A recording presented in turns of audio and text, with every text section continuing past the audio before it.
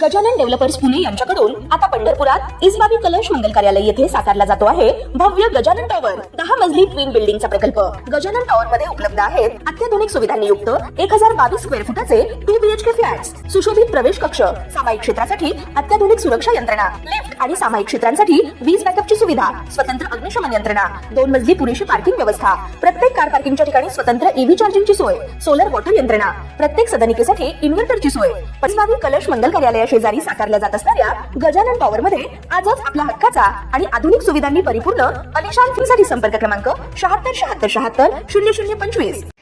ताज्या घडामोडी पाहण्यासाठी आमच्या YouTube चॅनलवरील PVR म्हणजेच पंढरी वार्ता या न्यूजला सबस्क्राइब करा आणि शेजारील बेल आयकॉनवर क्लिक करा। जे रस्त्यावरचे खड्डे आपले आता पावसामुळे काही ठिकाणी राहिले, पण जिल्हाधिकारी मला म्हणाले मला 5 कोटी रुपये पाहिजे। मी त्याच दिवशी ऑर्डर काढली 5 कोटीची, देऊन टाकली त्यांना। तीर्थक्षेत्र विकास आघाडीचे नेते भगीरथ भालके, अनिल सावंत हे आपल्या हजारो समर्थकांसह उद्या शिवसेनेत प्रवेश करणार आहेत।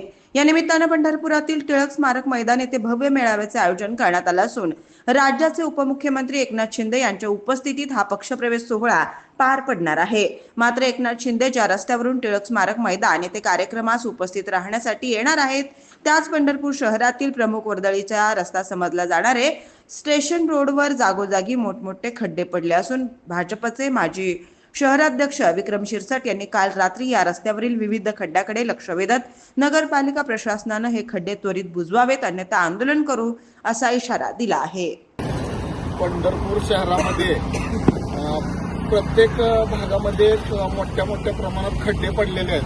हे खड्डे आता पंढरपूर शहरामध्ये परवा दिवशी महाराष्ट्र राज्याचे उपमुख्यमंत्री एकनाथ शिंदे साहेब येत असताना त्याच प्रमुख रस्त्यावरती मोठे खड्डे पडलेले आहेत। तरी आम्ही आज ह्या खड्ड्यामध्ये हार घालून, फुले वाहून, खादी कुंकू वाहून नगरपालिका प्रशासनाचा जाहीर निषेध केलेला आहे।